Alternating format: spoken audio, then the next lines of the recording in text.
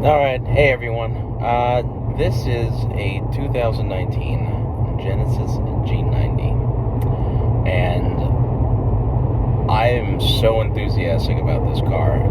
It's by far the best overall car I've ever owned.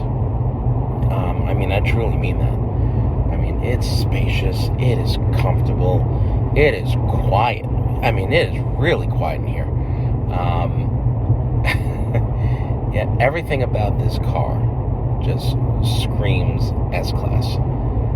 And I mean that in, the best ways possible. And it's not like a copycat. There are some cars that just try to be Mercedes and try to be BMW. Namely, I don't know. I feel like the Lexus LS 460, I think that's what it was called at the time. I think that tried a little bit too much to be like the BMW, in like the late 90s and early 2000s. That's just my opinion. But it wasn't ever enough. I always felt like that car was nice, but it was still a Toyota. When you sat in it, you didn't think that you were driving an S-Class Mercedes or 7 Series BMW. And to be honest with you, even the ones in the early 2000s, those were in a class all of its own. And as problematic as they were still unique and special in their own ways, even with all the problems that they had. I'd say like early to mid 2000s, S classes also had their own issues. Even coming up into the, I would say like 2000? Oh, that was the S classes, not the S classes, the SLs that had a lot of problems in 2003 when they changed the design. But anyways, getting back to this car, it does everything right. The driver's seat is probably the most comfortable I've ever sat in, and let me tell you something, the S-Class, the S550, which would be something comparable to this, it's very comfortable, but this one just takes it to another level. I know people are gonna look at me like I'm fucking insane for saying that and suggesting that about a Hyundai product, but this car deserves way more praise than it gets. And for everyone that sits there in these forums, mostly like the luxury car forums that I belong to, like, oh, nice Elantra, nice Sonata. Whoa, it's nothing but a overdressed Sonata. No, let me tell you something. This car is nothing like a Sonata. It's not even built on the same platform. And it is just mind-blowing. And I've been driving luxury cars my whole life. And I guess compared to this, I'll use the term luxuries, openly, loosely. And I've driven town cars pretty much my entire life. Town cars, Grand Marquis, and those were American luxury cars. And for the time they were smooth, they were quiet. I realize how much of a big noisy piece of shit my town car is compared to this car. When you accelerate, you hear a little bit of a rumble from that V8, and this does get a really stout motor. It's more than enough to just kind of put you along, or if you ever got to just romp on it, it'll get up and it'll go. 420 horsepower out of a 5-liter V8, more than enough. And I think the car weighs in at like 4,600 pounds, which isn't terribly heavy. I think that's what it is. Don't quote me. Someone's probably going to sit there and correct me and say, well, you're wrong. It's about 4,800 pounds. I don't know. Let's call it 4,600. All right?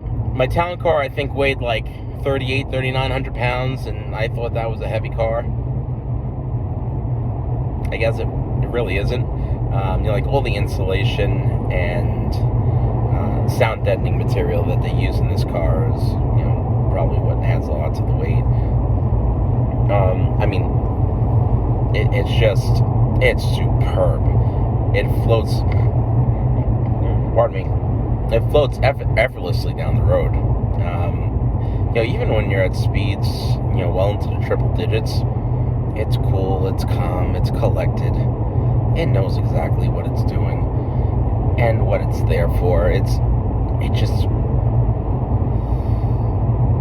wafts over everything. Whether you're doing 75, whether you're doing 125, it all almost feels the same. It loves high speeds, and it just tackles it without a problem. And it gets fantastic gas mileage. Don't get me wrong, this trip meter here is way off. I filled it up the other day. It said I was getting like 22.1 miles to the gallon. I was like, that's really impressive. Nah. I was getting a cool 18.9 miles to the gallon. Why car manufacturers decide that they have to do that in order to make us feel better about driving these cars is beyond me. Just be honest. Just tell me I'm getting the 18 miles to the gallon. I really don't care. I'd like to know what I'm actually getting so I can kind of throttle the pedal to get what I want out of it. But, for the type of driving I was doing, that was really reasonable. It was mostly street driving here in South Carolina. And, short distance driving, maybe, 10 miles to work. That's about my trip. It's about 10 miles each way. And it's cold, even though, we are down south in the Bible Belt, it is definitely cold down here. Fantastic gas mileage either way, no matter how you slice it. I think on the highway I can get like 27, 28. It'll probably show 31.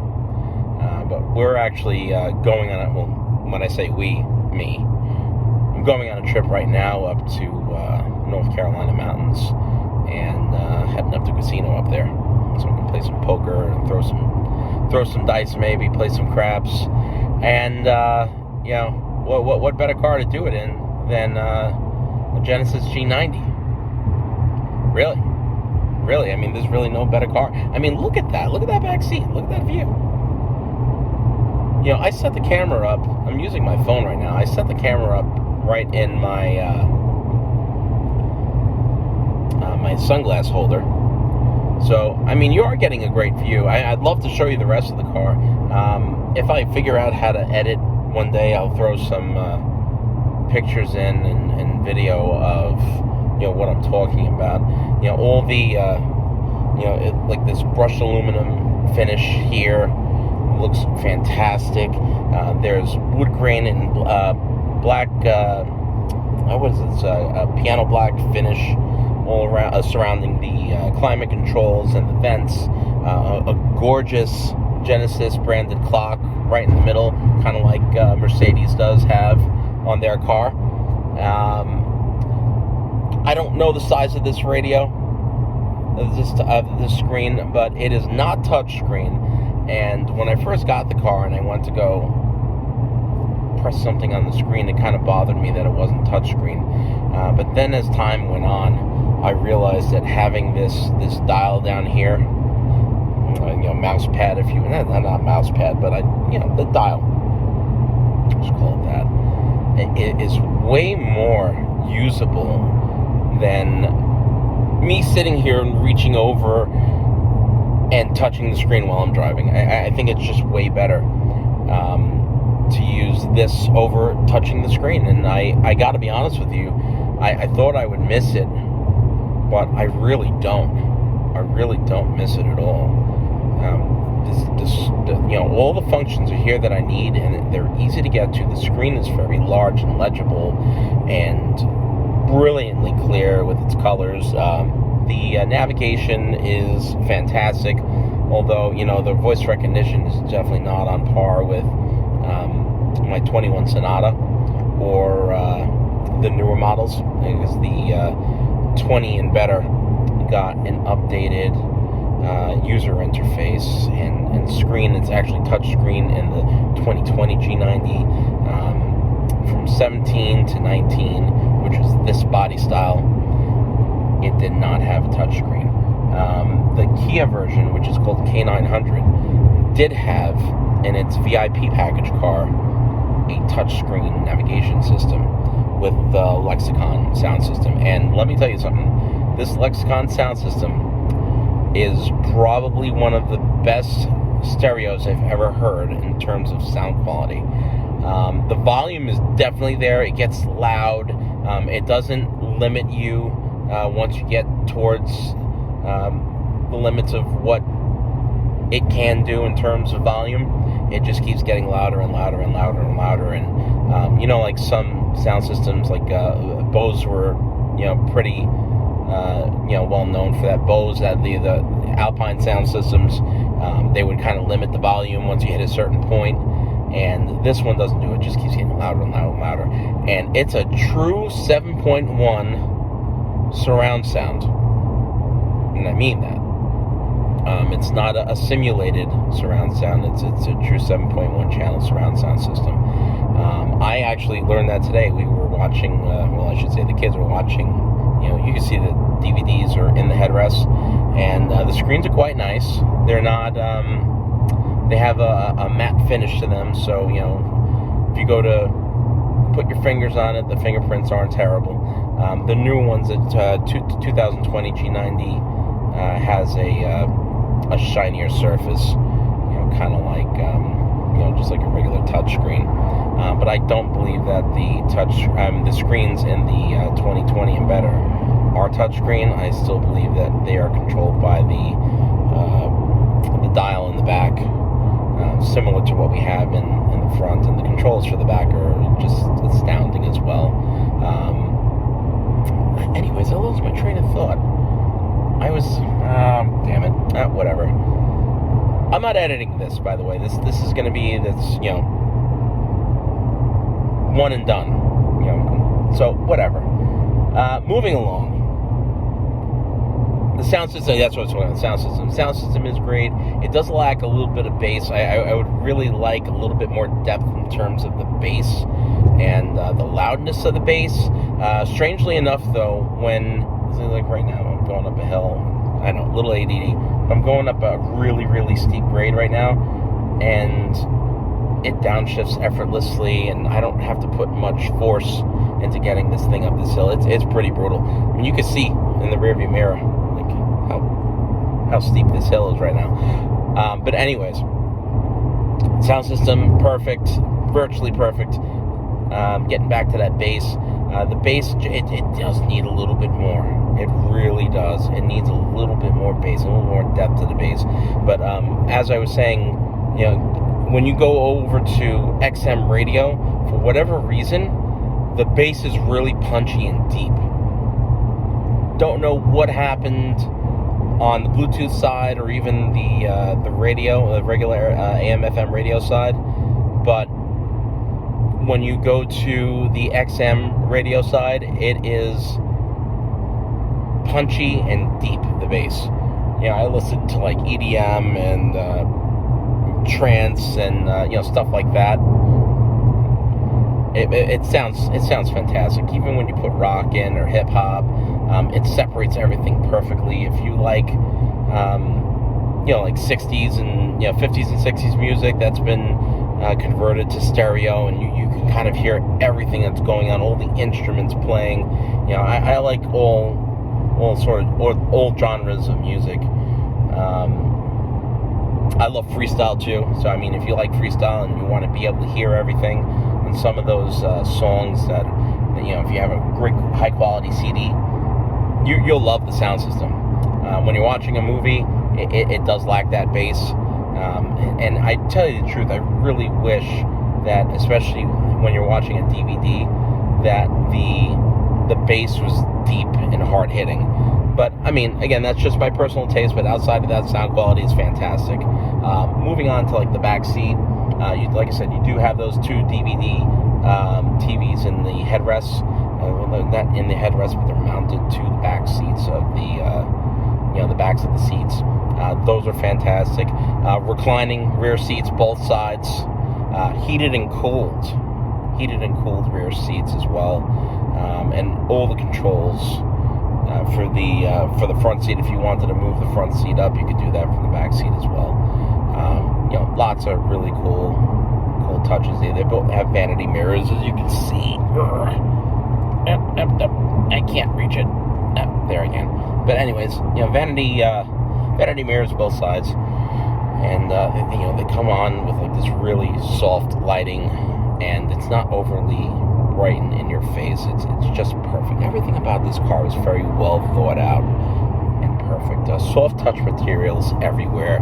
The dash is soft touch. The door panel is soft touch. Everything's very high quality. Even the plastics, they're extremely high quality too. I don't believe that these switches, these window switches, are stainless or brushed aluminum, but they do really look fantastic and they feel great. They feel great. They do. Let's face it. They feel great. Outside of that, climate control does its job real well. It's a little finicky at times, where one side would just randomly go cold for no reason. Then mess with the, I don't know, maybe that side is getting warmer than my side and it needs to cool down on that side, but whatever it is. When the sun is down, it's actually really good, and it keeps it nice and warm here. I usually keep it at 74, and it feels fantastic in here.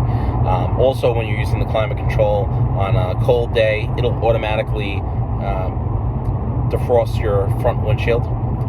And if it is a very humid morning, it'll also do the same thing. It senses humidity inside the car, and when the wipers are on, it'll automatically